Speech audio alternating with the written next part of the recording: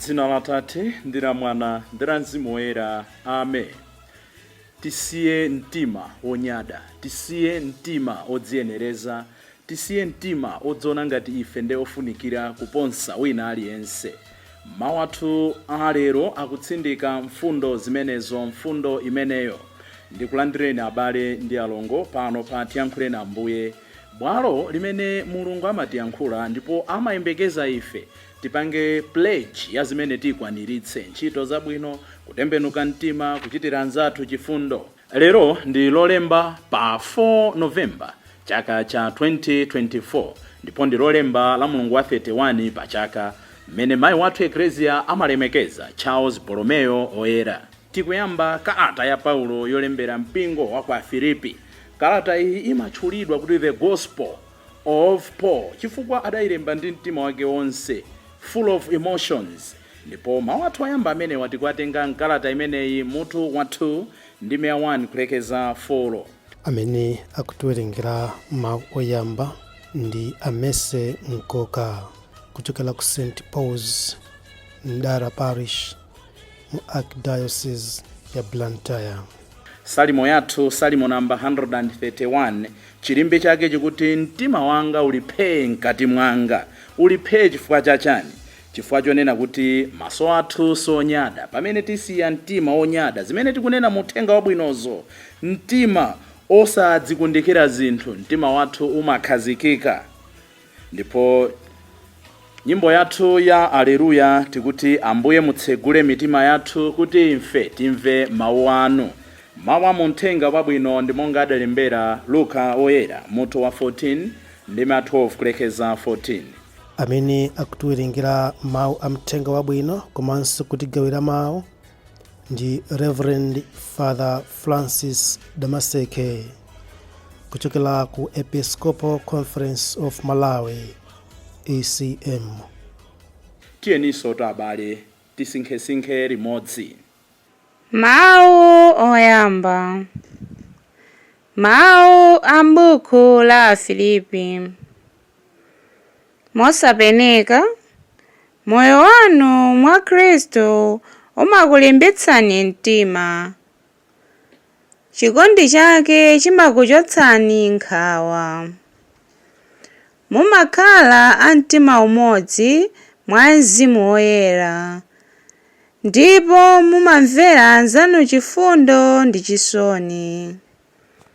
N'chifukwa chake ndikupemphani kuti mundikondweretse kwenikweni pakuvomerezana maganizo ndi kukondana chimodzimodzi, kukhala a mtima umodzi ndi acholinga chimodzi.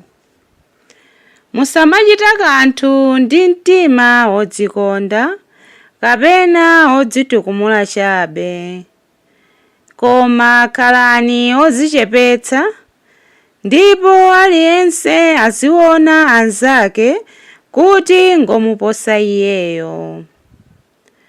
Musamangofuna zokomera inu nokha, koma zokomeranso anzanu.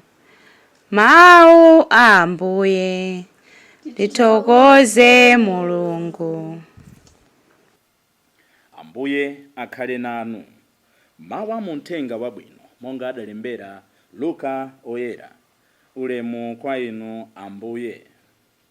Pa nthawi yomweyo Yesu adawuzanso mfarisi uja amene adamuyitana kuti adzadye naye kuti, ukamakonza chakudya cha masana kapena chakudya cha madzulo, usamayitana abwenzi ako kapena abale ako kapena afuko lako kapena anzako achuma, chifukwa mwina iwowo adzakuyitanako, motero udzalandira mphotho yako. Koma iwe ukakonza phwando, uzitana amphawi, otsimphina, opunduka ndi akhungu. Apo udzakhala odala chifukwa iwo alibe kanthu kuti nkukubwezera. Mulungu ndiye adzakubwezere pamene anthu olungama adzauka kwa akufa. Mthenga wa Ambuye. Ulemu kwa inu Ambuye Yesu Khristu. Pomvetsera bwino Paulo oyera mawu athu oyamba titha kutero kuti pachine chilichonse chimene Paulo amachichita kudzera mwa iye chifukwa cha iye, ndipo zonse zimakathera mwa Ambuye, through him and with him and in him. Tikuyeneranso kuti inu ndine tikamaukhala moyo wathu uno, zochitika zathu zonse zizikhala kudzera mwa iye chifukwa cha iye, ndipo tizipanga ndi iye. Koma tisanafike kumeneko pali mawu amphamvu, mawu amene tikusinkhasinkha, mawu amuthenga wabwino. Tikumbukire monga ndanenera tsiku la lero tikusinkhasinkhanso za moyo wa Charles Borromeo oyera amene analimbikitsa kusula ansembe kwambiri pokhazikitsanso maseminari osiyanasiyana. Tamva muthenga wabwino kuti pamene ukoza phwando Ambuye Yesu apita ku nyumba kwa mfarisi wina kumene akukadya, kutionetsa kuti Ambuye sasankha, Ambuye amayendera wina aliyense, Ambuye amalandira wina aliyense. Nde akumulangiza, pamene akumulangiza iyeyo akulangiza inu ndine akuti, when you give a dinner or a banquet, do not invite your friends or your brothers or your kinsmen or your rich neighbors. Ayi, ukakoza phwando saitana anthu olemera, anzako, anthu achuma chifukwa adzakubwezera. Koma rather akunena kuti tikakonza phwando, poyamba titane anthu osauka, kachiwiri titane anthu otsimphina, titane anthu opowala, titane anthu osaona. Oyera ambirimbiri amatikumbutsa kuti chifukwa anthu amenewa ndi amene ali mabwana athu, they are our masters. Poor, the lame, the blind, they are our masters. Amene ndi mabwana athu mu ufumu wakumwamba. Nchifukwa chake Ambuye Yesu ananena kuti pa tsiku la chiweruzo paja akatenga muyeso onena kuti tidachita chani kwa anthu osauka, tidachita chani kwa anthu andende, tidachita chani kwa anthu anjala, tidachita chani kwa anthu aludzu. Kodi Ambuye Yesu akufuna kuti tigwiritsitse chani ponena kuti tizitana anthu osauka? Choyambirira akufuna tichotse mtima odziyenereza kuti ife ndife kaklasi kenakake ka anthu.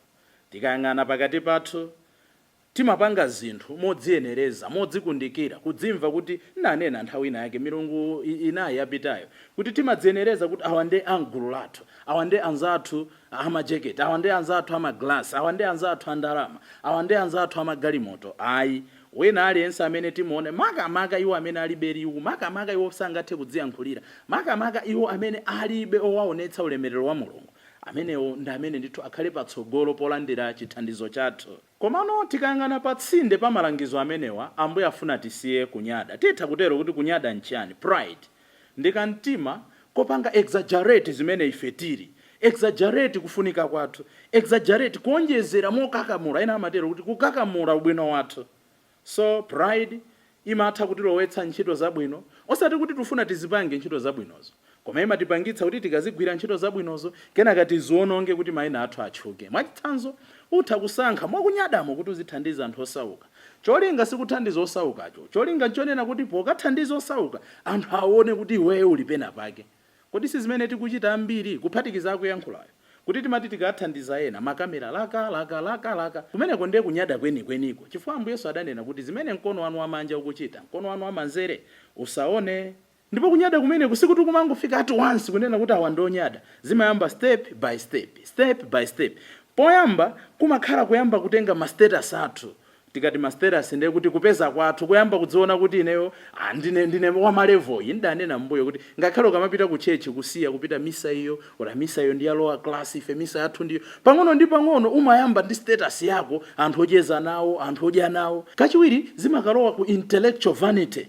Umayamba kutsutsa zimene ena akukuza, awanganduze chani, awangatuze chani, awangatuze chani. Ndipo kothera kwa kunyada kwake kumakhala kukana Mulungu. Atheism. Kumanena kuti Mulungu kulibe, ine sindingakhulupirire Mulungu. Ambuye Yesu akunena kuti tikhale nawo mtima odzichepetsa. Pachina chilichonse chimene tikupanga, tizidziwa kuti tikupanga chifukwa chonena kuti Mulungu akutigwiritsa ntchito kuti ena aliwonse azindikire kuti ndi chithunzi ndi chifanizo cha Mulungu. Mmawa toyamba tsiku la lero tayamba kuona kalata ya Paulo imene akulembera mpingo wa kwa Afilipi. Monga ndanena poyamba ena amayitchula kalata imeneyi kuti ndi mthenga wabwino wa Paulo. It is the gospel of Paul. Chifukwa kalata imeneyi ndithu muli zambiri zimene Paulo amaonetsa ndi moyo wake wonse, full of passions, full of emotions, sorrow, joy, china chilichonse chimene munthu unganene kuti ndi mmene munthu alili. Paulo woyera adazionetsa mkalata imene yolembera mpingo wa ku Afilipi. Ndipo mawu athu amene tawerenga tsiku la lero mogwirizana ndi mthenga wathu abwino akuti we must count others better than ourselves. Kuti tikaona anthu ena tikamakhala nawo tisatenga kuti iwo nde ofunikira, iwo nde opambana kusiyana ndi ife. Sinde kuti tikukana kapena kutsutsa zimene ife tili ayi. Komatu zimene zimabweretsa kugawikana, zimene zimabweretsa kunyada, zimene zimabweretsa machimo, zimene zimabweretsa anthu kusayamikira zimene ena akupanga, ndikuona kuti ineyo ndine opambanawo. Palibe amene angandipambane ine kuphunzitsa, palibe amene angandipambane ine kulalika, palibe ine amene angandipambane kuphika, palibe ine amene angandipambane kudzindikira zinthu. Tikangoyamba kudziona choncho kuti palibe wina amene is above us, timayamba mtima wakunyada. Ndiye Paulo woyera poulangiza mpingo wa ku Afilipi, mpingo umene adaukonda kwambiri, akuti abale anga tikumbukire kuti iza akupanga akulemba mawu awa kuchokera ku ndende. Ali ndende akutha kupanga zabwino. Ndakuwauza kuti abale anga muzidzitenga inuyo ngati otsika, ndipo ena muzatenga ngati ofunikira kopambana. Kalata iyi ndi amphamvu kwambiri chifukwa anthu amene anali Ayuda anali ochepa mu mzinda wa Filipi. Ambiri anali anthu oti adapuma pa ntchito ya usilikali, komanso ena ochokera ku Macedonia ndi amene adakhazikika mu mzinda umenewu wa Filipi.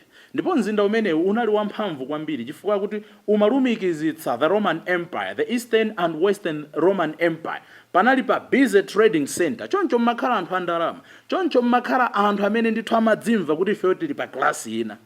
Kwa anthu ngati amenewo Paulo akunena kuti muzidziyesa otsikirapo posiyanitsa ndi wina aliyense. Tikumbukirenso kuti mpingo wa kwa Afilipi ndi mpingo yambirira umene Paulo adakhazikitsa ku chigawo cha Europe mu chaka cha 50 AD, ndipo adapita kumeneko ndi nzake Silas, Silvano uja, komanso Timoteyo.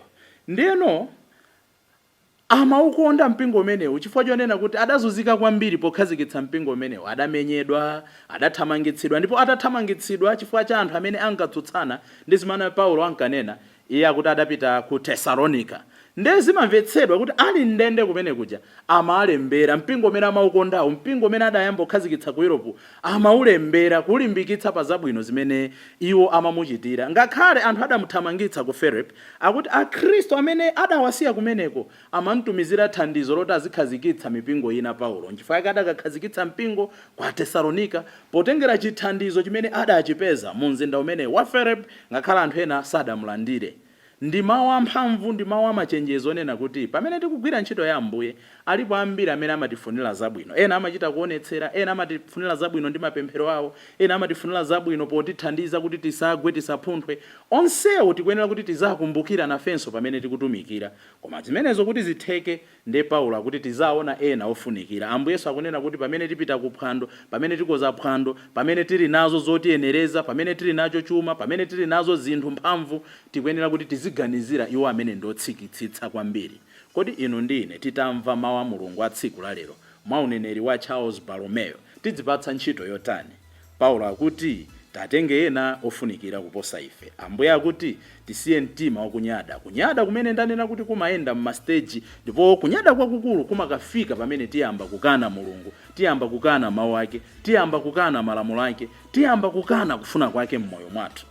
Tipemphererane wina ndi nzake kuti tsiku la lero tichepetse mtima wakunyada, tikhale nawo mtima wafunira kuti ena athenso kuchita bwino mmoyo mwawo. Dzina la Atate ndi la Mwana ndi la Mzimu Woyera. Amen.